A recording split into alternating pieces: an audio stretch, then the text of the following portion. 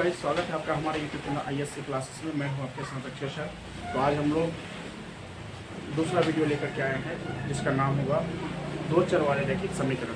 तो आज हम लोग चलिए, अब कल हम लोग बात किए थे कुछ बेसिक मैथ के बारे में। आज हम लोग चर्चा करेंगे, अब टॉपिक वाइज बात करेंगे, जिस टॉपिक का नाम होगा दो चर वाले रैखिक समीकरण। तो चलिए हम लोग चलते हैं दो चर वाले रैखिक समीकरण। अगर हमारे चैनल में आप नए हैं तो चैनल को सब्सक्राइब कर दें, लाइक कर दें और कमेंट कर दें और शेयर कर दें। तो चलिए हम लोग क्लास को शुरू करते हैं और इस चैप्टर का नाम होगा दो चर वाले रैखिक समीकरण। तो इस दो चर वाले समीकरण को अगर तोड़ के देखा जाए, चैप्टर का नाम में ही बहुत कुछ छिपा रहता है, जिसमें कि दो चर रैखिक और एक होता है समीकरण।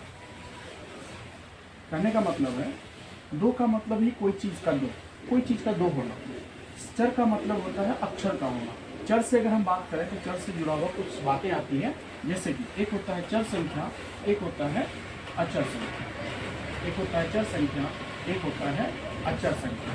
अगर हम चर संख्या की बात करें तो चर संख्या किसे कहते हैं? तो वह संख्या जो अंग्रेजी के अक्षरों में आता हो, वह संख्या जो अंग्रेजी के अक्षरों में आता हो उसे हम लोग चर संख्या कहते हैं। जैसे कि अंग्रेजी के अक्षर ए से लेकर के जेड तक, ए से लेकर के जेड तक जितने भी अंग्रेजी के अक्षर होते हैं उन सभी को हम लोग चर संख्या कहते हैं। और अचर संख्या की बात करें तो जितने भी अंक होते हैं, जीरो से लेकर के अनंत तक जितने भी अंक हैं उन सभी अंकों को हम लोग अचर संख्या कहते हैं। जीरो से लेकर के अनंत तक जितने भी अंक होते हैं उसे हम लोग अचर संख्या कहते हैं। तो अब यहाँ बात हो रहा था दो चर, यानी कोई दो अक्षर, अंग्रेजी के किसी दो अक्षर को मान लिया जाए और उसके साथ एक रैखिक समीकरण बन जाए, तो ऐसे समीकरणों को हम लोग कहते हैं दो चर वाले रैखिक समीकरण। जैसे कि एक अक्षर ले लिया जाए x, एक अक्षर ले लिया जाए y। उस अक्षर में अगर हम लोग कोई भी अंक लगा दें, जैसे कि 3 या फिर 4 प्लस 8, इस प्रकार से एक रैखिक समीकरण बन रहा है, जिसे हम लोग कहते हैं दो चर वाले रैखिक समीकरण। क्योंकि एक तो दो चर है यानी दो अक्षर है, और एक रैखिक रूप से बन रहा है जिसमें पावर एक हो लेकिन एक छुपा हुआ है, उससे हम लोग रैखिक समीकरण कहते हैं।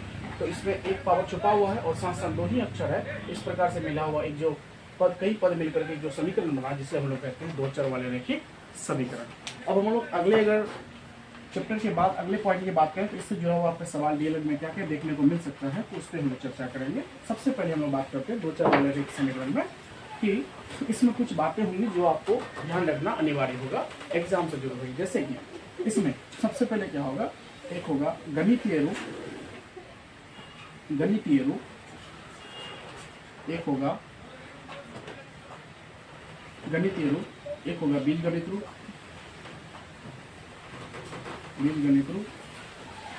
और एक होगा ग्राफीय रूप।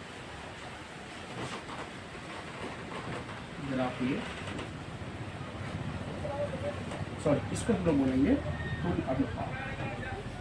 तुल्य अनुपात।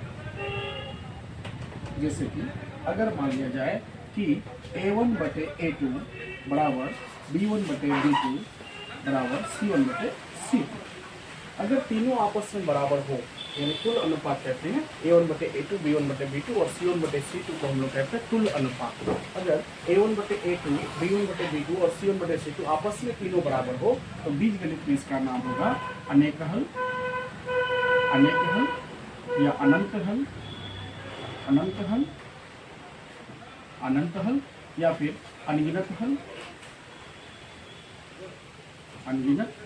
हल, और होगा आश्रित, और एक होगा संगत। यानी बीजगणित में इसका कई नाम से इसको बोला जाता है, जैसे कि A1/A2, B1/B2 और C1/C2 अगर तीनों आपस में रहे, बराबर हो, तुल अनुपात में तीनों बराबर हो जाए, तो इसको कहते हैं बीजगणित में इसका नाम होगा अनेक हल, अनंत हल, अनगिनत हल या आश्रित या संगत हल। उसी तरह से ग्राफ में अगर इसको लेके चला जाए, तीनों अगर बराबर हो, इसको ग्राफीय रूप में देखें तो ग्राफ में इसको कहा जाता है संगत। ग्राफीय रूप इसका संगत होगा। जैसे कि ये ग्राफ होगा, इस ग्राफ में एक रेखा इस तरह से ग्राफ का है तो दूसरा भी रेखा इसी पर होकर के गुजरेगी, इसे हम लोग संगत कहते हैं, जो कि ग्राफीय रूप होगा।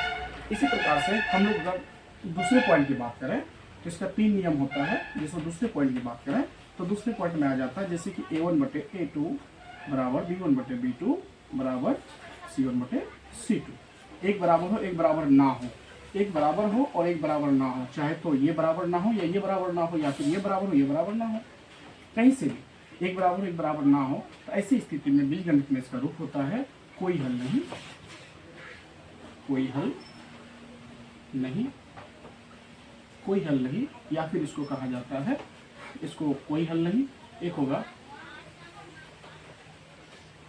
कोई हल नहीं, या फिर इसको कहा जाएगा ग्राफ में समांतर, या फिर इसको ग्राफ में कहा जाएगा समांतर। यानी ग्राफ अगर बनेगा इस तरह से ग्राफ है तो ग्राफ का रुख इस तरह से जाएगा, जिसको हम लोग कहते हैं समांतर। तो इस प्रकार से कोई हल नहीं होगा, या फिर इसको हम लोग बोलेंगे अविरोधी, या फिर इसको हम लोग बोलते हैं अविरोधी, अविरोधी। उसी प्रकार से अगर तीसरा हम लोग लाइन की बात करें तो तीसरा लाइन में A1/A2 बराबर B1/B2 बराबर C1/C2, यानी अगर आपस में तीनों बराबर ना हो इसको कहेंगे हम लोग अद्वितीय हल, अद्वितीय हल, या केवल एक हल, केवल एक हल, एक हल, या फिर इसको बोलेंगे हम लोग विरोधी, विरोधी। उसके बाद इसको बोलेंगे हम लोग ग्राफ में, इसका नाम हो जाएगा प्रतिच्छेदी, प्रतिच्छेदी। यानी ग्राफीय रूप अगर इसका होगा तो प्रतिच्छेदी होगा। जैसे कि ग्राफ होगा, एक लाइन ऐसे जाएगा तो दूसरी रेखा ऐसे जाएगी, एक दूसरे को काटते हुए जाएगी, इसे हम लोग कहते हैं प्रतिच्छेदी। इस प्रकार से दो चौड़े के समीकरण ये मेन रूप है। इस रूप के अनुसार आपका मैथ जितना भी क्वेश्चन होगा इसी रूप में लगभग बनता है। तो अगर हम लोग देखें एक बार और आप लोग को रिपीट कर दें कि A1/A2 B1/B2 C1/C2 आपस में तीनों बराबर हो, तुल्य अनुपात बराबर हो, तो इसे बीजगणित का अनेक हल या अनंत हल, अनियत हल, आश्रित हल या ग्राफीय रूप में संगत कहते हैं। और उसी प्रकार से अगर तीनों आपस में एक बराबर हो, एक बराबर ना हो, तो उसे कोई हल नहीं, अविरोधी कहते हैं। उसी प्रकार से इसको हम लोग बोलते हैं समांतर, इससे ग्राफ रूप समांतर हो जाएगा। अगर तीनों बराबर ना हो तो इसको अद्वितीय हल कहते हैं, केवल एक हल कहते हैं या विरोधी भी कहते हैं। इसे प्रतिच्छेदी में इसके ग्राफीय रूप प्रतिच्छेदी होगा जो कि एक दूसरे को काटता है। ठीक है, इसी प्रकार से अब हम लोग अगला कुछ क्वेश्चंस की बात करें।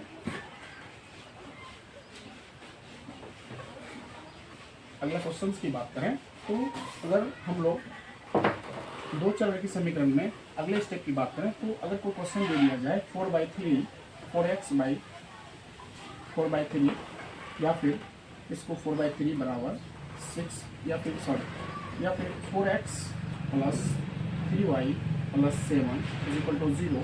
उसी प्रकार से 5x प्लस 6y प्लस 40 बराबर क्या। अगर पूछा जाए कि 4x प्लस 3y प्लस 7 बराबर 0, 5x प्लस 6y प्लस 14 बराबर 0, इसका रूप क्या होगा, या फिर ये इसका बीजगणित में रूप में क्या होगा, बीजगणितीय रूप इसका क्या होगा। अगर पूछ लिया जाए तो इसको हम लोग पहले तुल्य अनुपात में बांटेंगे। A1/A2 B1/B2 बराबर C1/C2। A1 की जगह में इसको A1 मान लेंगे, इसको B1 मान लेंगे, इसको हम लोग C1 मान लेंगे, इसको A2 मान लेंगे, इसको B2 मान लेंगे, इसको हम लोग C2 मान लेंगे। इस प्रकार A1 की जगह में 4 है और A2 की जगह में 5 है।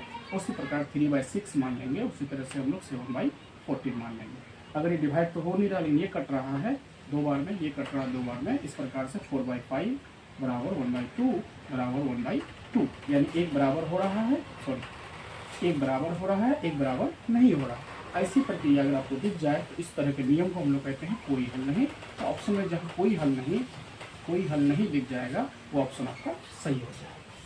इसी प्रकार से हम लोग अगर अगले क्वेश्चन की बात करें, अगर इसी में थोड़ा सा चेंज कर दिया जाए, यानी 4 की जगह में 8x कर दिया जाए, तो यहाँ मेरा बन रहा है A2 का वैल्यू 8, यानी A2 के जगह में हम लोग 8 को रख देते हैं तो ये कट भी रहा है 2 बार में, तो इसका आंसर हो जाता है 1/2, यानी तीनों आपस में बराबर हो। जब तीनों आपस में बराबर हो जाएगा तो इसको बोलेंगे हम लोग अनेक हल, या इसको बोलते हैं हम लोग आश्रित, या फिर इसको बोलते हैं हम लोग अनगिनत हल। तो इसी प्रकार से अगर मान के एक बराबर हो, एक बराबर ना हो तो उसका कोई हल नहीं। अगर तीनों बराबर हो तो अनेक हल, आश्रित हल या फिर अनगिनत हल। अगर तीनों बराबर ना हो तो इसको हम लोग बोलते हैं कोई हल, उसको बोलते हैं अद्वितीय हल, केवल एक हल, या फिर हम लोग बोलते हैं उसको अविरोधी। इस प्रकार से हम लोग अगर इस पॉइंट्स में आगे की बात करें तो इसके आगे में एग्जाम में पूछा जा सकता है टॉपिक में, दो चौड़े के समीकरण में तो पूछा जाएगा बीजगणित में। तो दो चौड़े के समीकरण में बीजगणित जो रूप होगा वो 3 विधि से बनाया जाता है। दो चौड़े के समीकरण में बीजगणित को 3 रूप में बनाया जाता है। एक हो जाएगा प्रतिस्थापन विधि,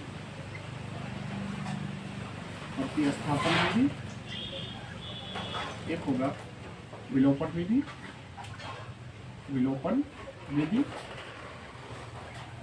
दूसरा होगा वज्र गुणन, वज्र गुणन। बीज गणित को हम लोग 3 विधि से हल कर सकते हैं। एक का नाम होगा प्रतिस्थापन विधि, एक का नाम होगा विलोपन विधि और एक का नाम होगा वज्र गुणन विधि। तीनों विधियों से किसी भी विधि से अगर क्वेश्चन को बना दिया जाए तो वहाँ जो है दो चर का मान यानी एक्स और वाई का जो मान होगा हमेशा सेम निकलेगा, यानी बराबर होगा। अगर हम लोग प्रतिस्थापन विधि से किसी क्वेश्चन को बना रहे हैं या फिर विलोपन से बना देते हैं या फिर वज्र गुणन से बना देते हैं, किसी भी तीनों में से एक विधि से बना देते हैं तो उसका आंसर सेम ही होगा। एक ही क्वेश्चन को अगर तीनों विधि से बनाया जाए तो आंसर सेम होता है। अब हम लोग आगे की बात करें तो अगला हम लोग चलें कि प्रतिस्थापन विधि होता कैसे है या बनता कैसे है। तो एक क्वेश्चन को हम लोग उठा के ले लेते हैं। मान लेते हैं कि x + y बराबर 14 है। उसके बाद x - 5 बराबर x - y बराबर 5। इस क्वेश्चन को बनाने कह दिया जाए कि इसको बीजगणित रूप में हल करें। अगर क्वेश्चन में कह दे कि x + y बराबर 14, x - y बराबर 5 को बीजगणित रूप में हल करें तो बीजगणित रूप में का मतलब होता है कि 3 विधि। अब तीनों विधि में से आप किसी भी एक विधि से बनाइएगा, आपका आंसर सही होगा। ठीक है। अब आपको ऑप्शन दे देगा 4 कि कोई 4 ऑप्शन में से एक ऑप्शन इसका सही हो जाएगा। तो हम लोग को क्या करना है, x + y को बराबर 14 को समीकरण 1 मान लेना है, x + x - y बराबर 5 को समीकरण 2 मान लेना है। अब हम लोग क्या करें, किसी एक समीकरण को उतारेंगे। जैसे कि समीकरण 1 को उतारते हैं, x + y बराबर 14, समीकरण 1 है तो x बराबर हो जाएगा 14 - y, यानी x का मान फिलहाल के लिए मान लिया जाए कि x का मान जो है 14 - y। अब x का वैल्यू समीकरण 1 से अगर 3 बनाए हैं तो इस x का मान को 1 में नहीं रखना है बल्कि इस x का मान को 2 में रखना है, जिससे हम लोग समीकरण 3 बनाएंगे उसमें नहीं रख करके दूसरे समीकरण में रख देंगे। तो x का वैल्यू हम लोग समीकरण 2 में रख देंगे। तो लिख देंगे x का मान समीकरण 2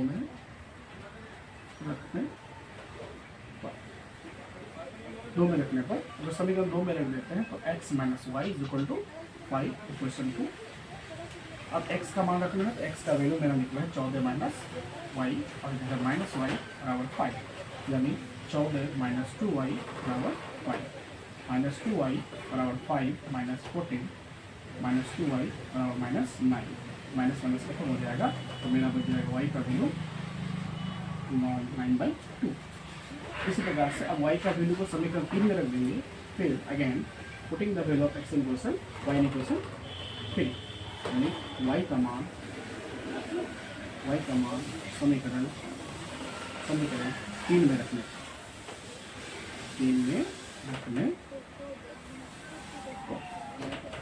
रखेंगे। तो 3 का क्वेश्चन है x बराबर 14 - y समीकरण 3।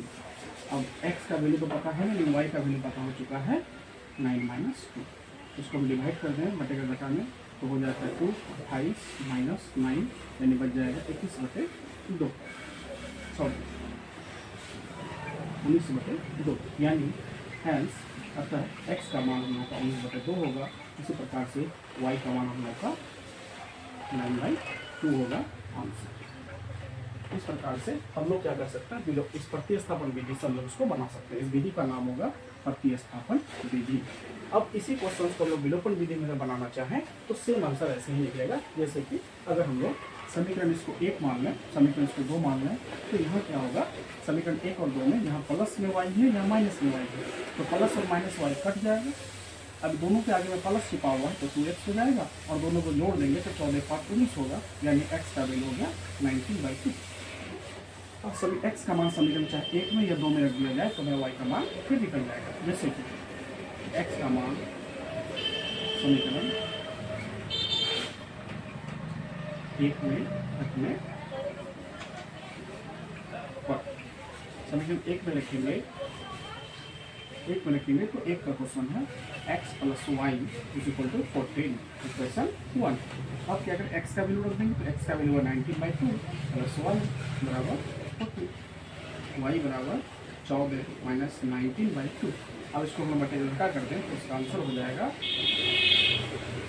y = 28 - 19, यानी हो जाएगा x का वैल्यू ऐसे रख दिया जाए तो वाई का वैल्यू 9, यानी हम लोग का सेम आंसर, जो कि आंसर हम लोग का प्रतिस्थापन में जो निकला था, सेम हम लोग का विलोपन में भी वही आंसर निकला है। इस प्रकार कहने का मतलब है, अगर हम लोग किसी भी दो समीकरणों को, समीकरण 1 और 2, इन दोनों समीकरणों को चाहे प्रतिस्थापन विधि में बना दें या फिर विलोपन विधि में बना दें या फिर हम लोग वर्ग गुणन विधि में बना दें, तो आंसर आपका सेम ही आता है, आंसर में कोई बदलाव नहीं होता है। इस प्रकार से हम लोग आगे की ओर चलते हैं।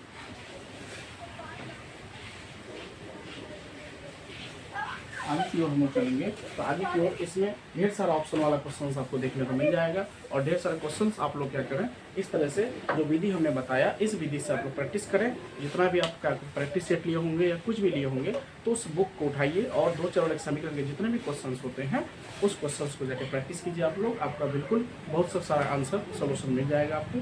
आज के लिए वीडियो इतना ही रखते हैं, अब कल फिर मिलते हैं 2 चर और 1 समीकरण का दूसरा पार्ट लेकर के। तब तक के लिए जय हिंद, जय भारत, धन्यवाद।